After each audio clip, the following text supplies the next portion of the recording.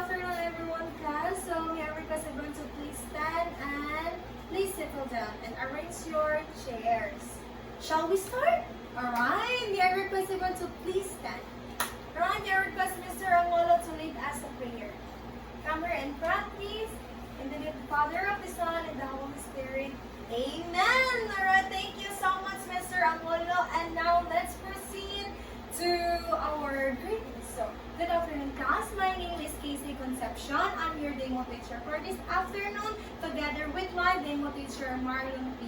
Toquero. And before that, we have our classroom rules. So, our classroom rules is, first, may I request everyone to please read. First is be respectful. Alright, class, if you want to be respected, you must respect others first. Second is participate actively. So we have our activities, so you need to participate with your group. Then third is listen carefully. So when there is someone talking in front, so you must listen and eyes on the people in front who is talking. Alright? Understand ba, class?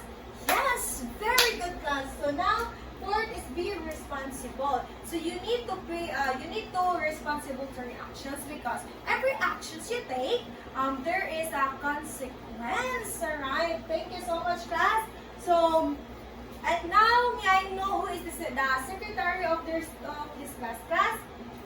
Alright, please list down the absences of your classmate today and later give it to me after our discussion. Alright, so our first activity, class, is can you read the directions, class? So, the teacher will show 5 pictures to the students and they will identify whether each picture belongs to fish preservations or fish spoilage by raising their answer or stating their response. So, all you need, class, is I have pictures. Right, number 1. What is this picture belong? So, may I call Nes Mayor? It is part of, let's see, it is a part of fish preservation. Yes, it is part of preservation. So, very good. Number 2. What is this, class? Alright, may I call on Ranalan? What is number 2? Picture belong. So it is fish preservation by, yes, it is a fish preservation. Number 3. Where did they belong, class? It is belong to, alright, Mr. Angolo, what is this? It's belong to fish spoilage. Very good. Wow, ang galing, class. So, next is, saan pa ito belong, class? So, may I call on Mr. Fernandez? It is belong to fish preservation nga ba? Yes, it is a fish preservation. So next, ito, class, saan ito belong, class? It is belong to fish preservation ba? Yes, it is belong to fish preservation.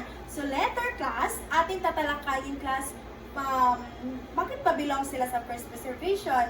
Ano baka ang kanilang mga functions, descriptions para belong sila sa fish preservation. So, what do you think, class, our topic for this afternoon? Alright, Mr. Antonio, what do you think our topic for this afternoon? It is fish preservation ba? So, who else wants to answer? Right? Miss Sarah. Yes, fish spoilage. Yes, do you have any idea, class? Alright, if none, so all of your answers, class, are correct.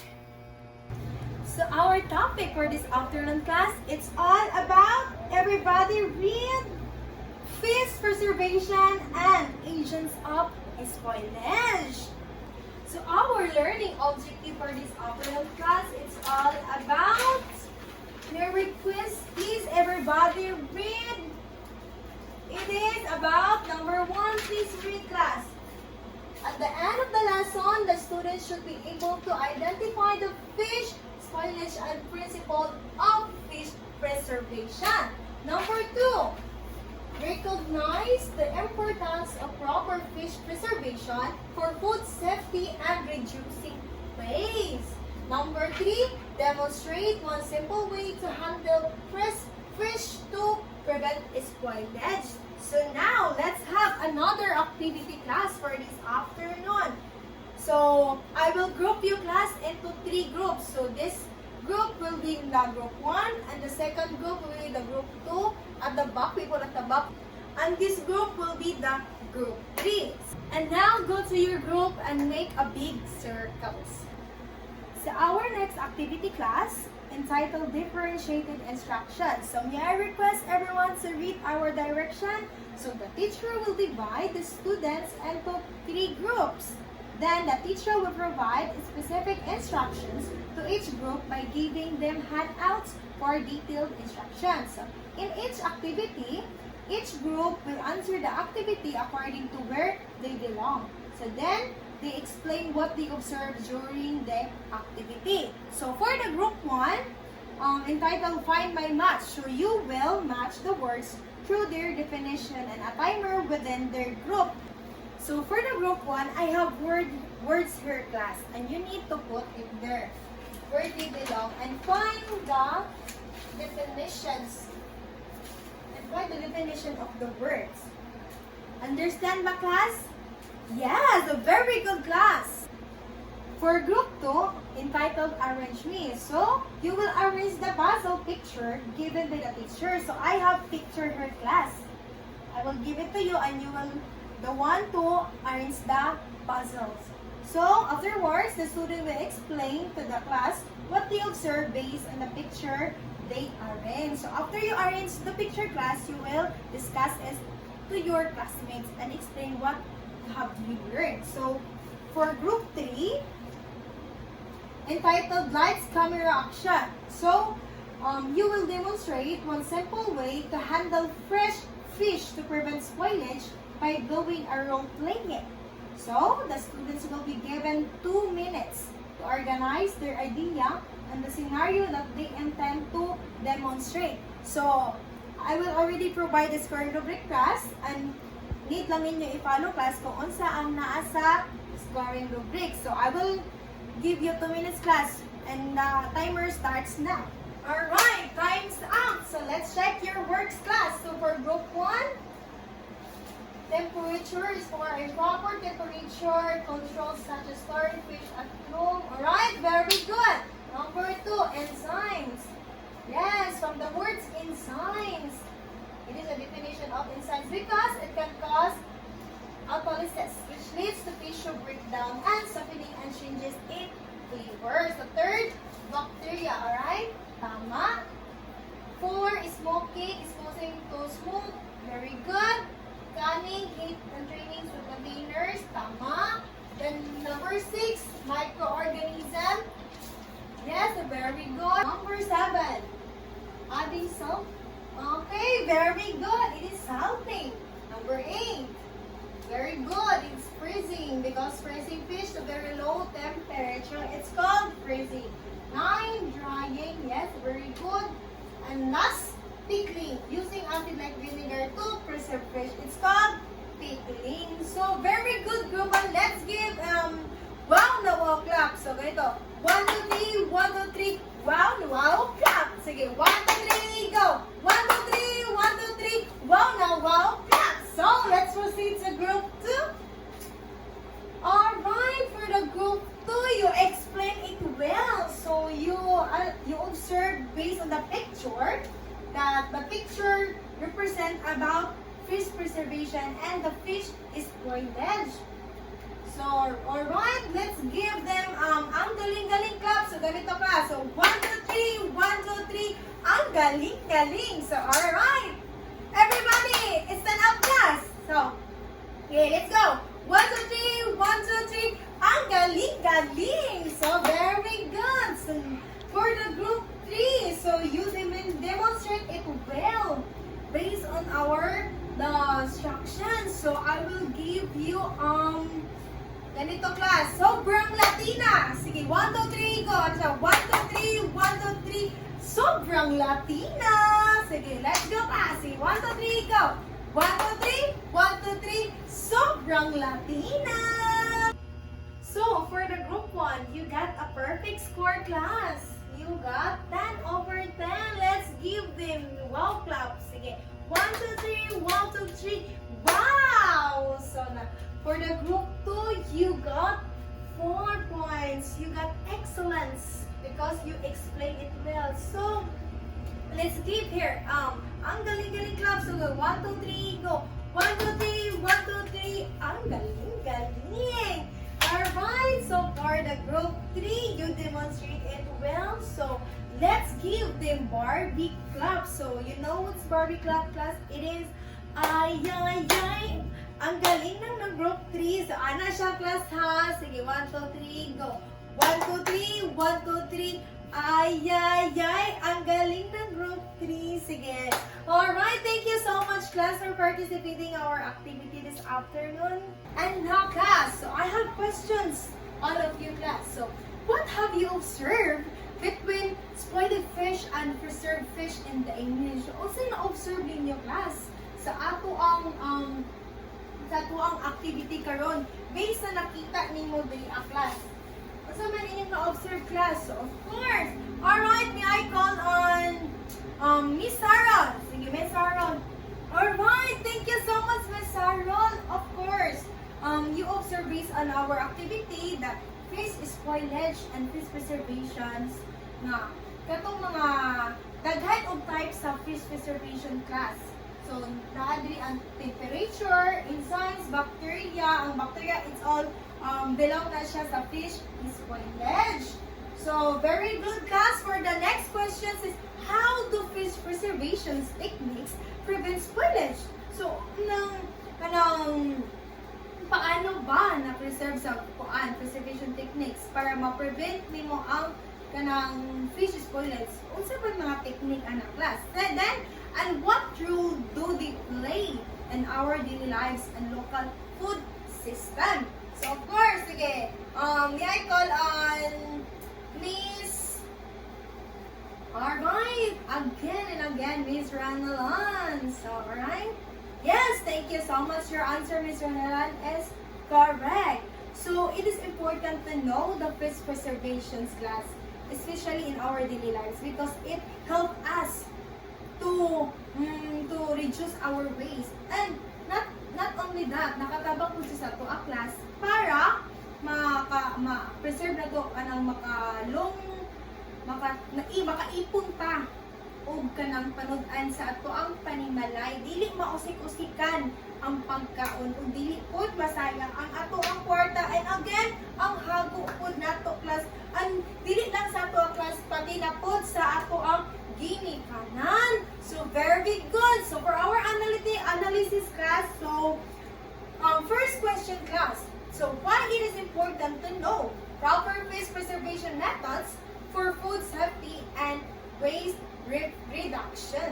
So, ano kahang importante nga makabalo jud ang class kung unsa ang pagkanang proper fish preservation? So, of course, again, nasulti na ko ganiha para ma-reduce na to ang waste. Aron dili pod masaya ang atong hago, and also by the help of fish preservation, maano po ang ato ang savings. Kanang dili kita makagasto. Ana gani, kay dili ta masigi og palit. Kay tungod nakakabalo man ta mo preservation, so makasave ta og money. And also that, aside sa makasave ta og money, maka-reduce po ta og waste. Dili to masayang-sayangan ang kasya or ang pagkaon. So next question. So how could you use what you learned from fish preservation and fish spoilage when buying or storing fish at home? So, kung saan man imo na siya paggamit, class, sa imo natun-an sa fish preservation, class, o ang fish spoilage, para kanang mopalit ka sa tindahan, sa palengke, ana, class, or ang pag-store nimo sa inyong balay, ang pag-ref. Yes, you can apply what you have learned about fish preservation, class, and spoilage by choosing fresh fish and storing it properly and keep it safe and prevent spoilage. And also, you can share it with your family and friends. What are the proper technique of fish preservations? Now, last questions. As a student, why it is important to identify spoiled fish versus properly preserved fish, and especially in terms of food safety and health. So may I call on Miss Lauron? Alright, please stand, Miss Lauron. Yes, your answer is correct. Exactly.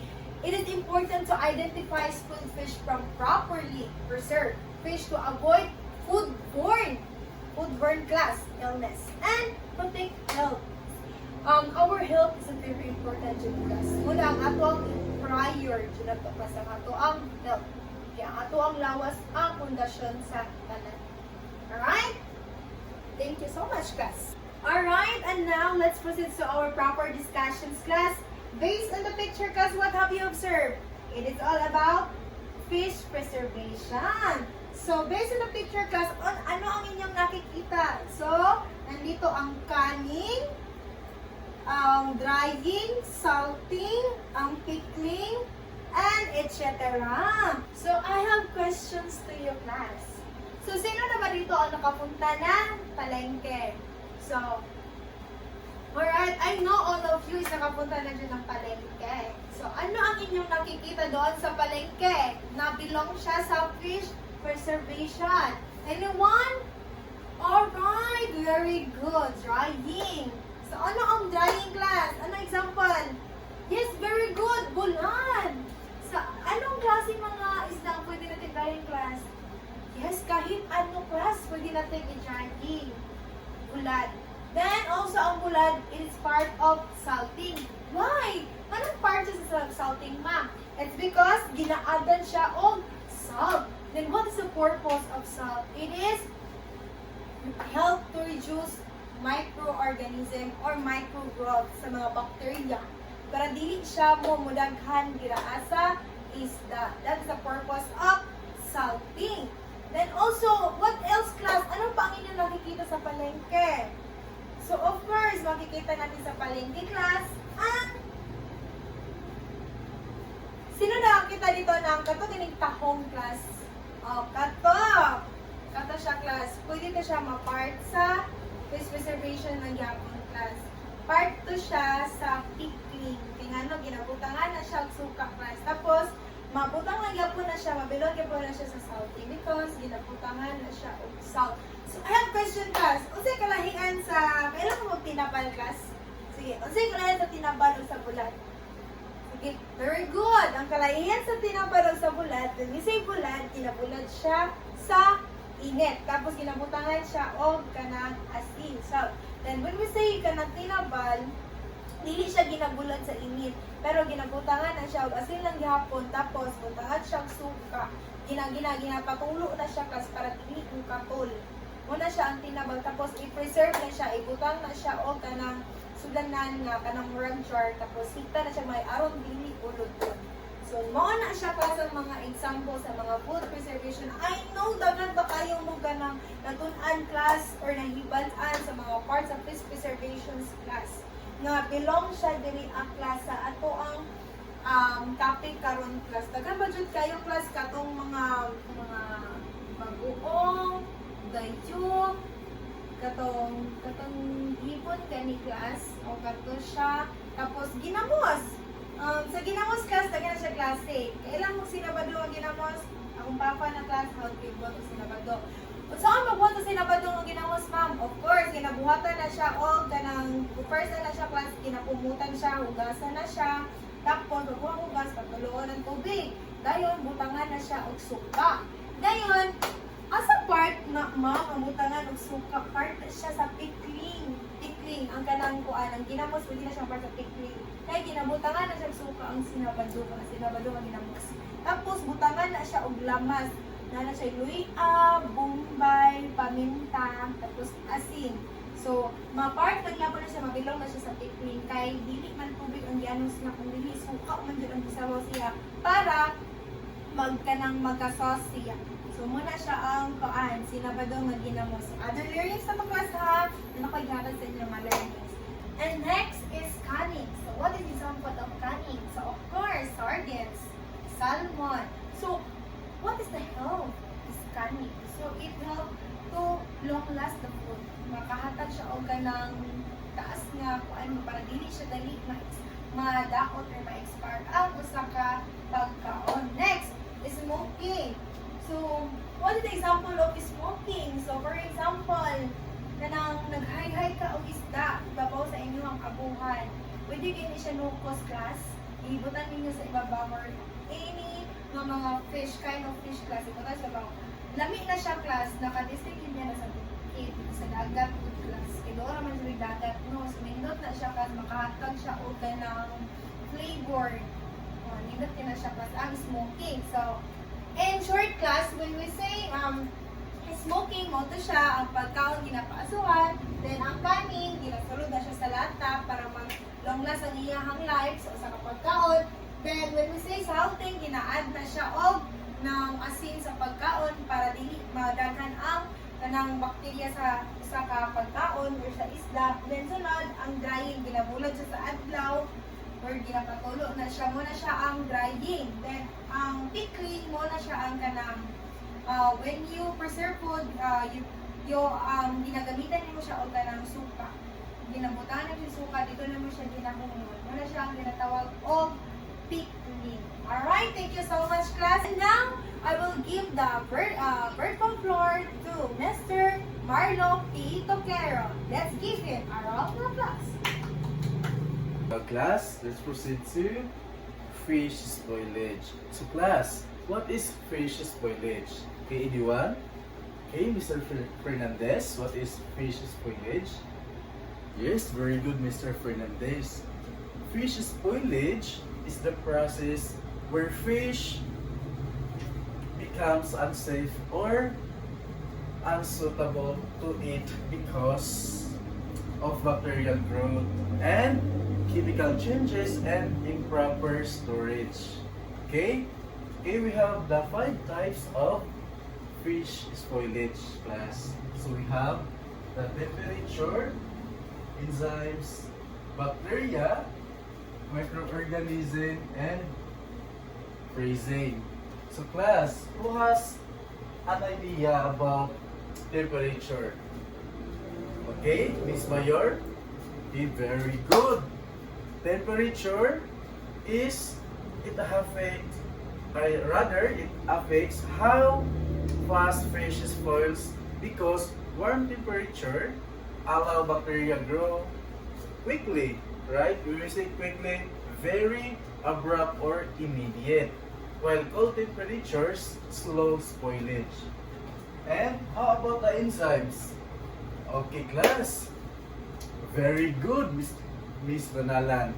For the enzymes it is the natural substances in fish that break down, right? Break down the fish over time to save the fish to lose the freshness. And how about the bacteria? Okay?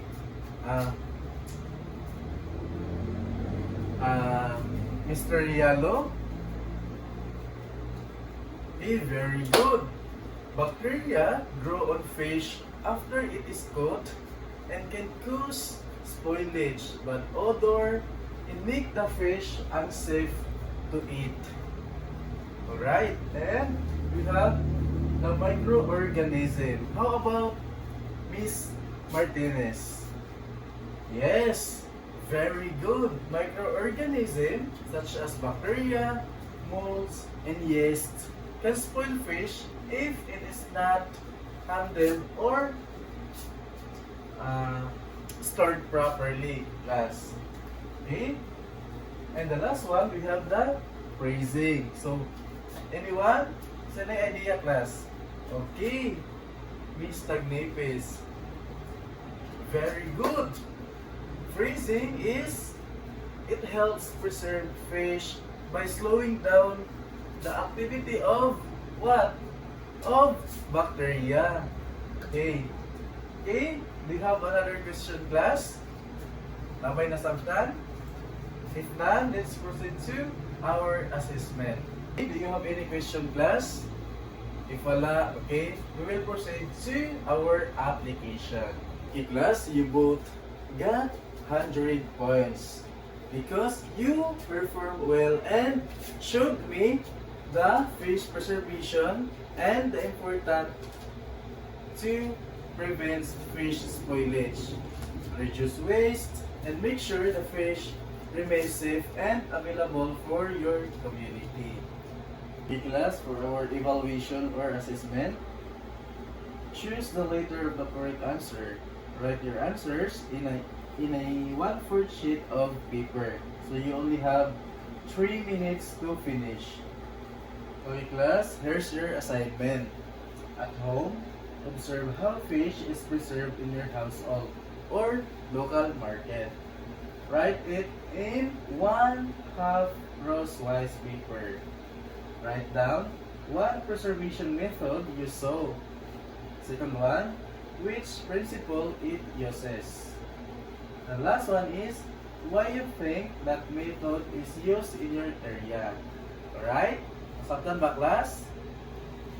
Okay, for our summary, class, fish is highly perishable, spoiling quickly due to microbes, enzymes, chemical changes, and warm conditions leading to off odors, discoloration, and texture issues.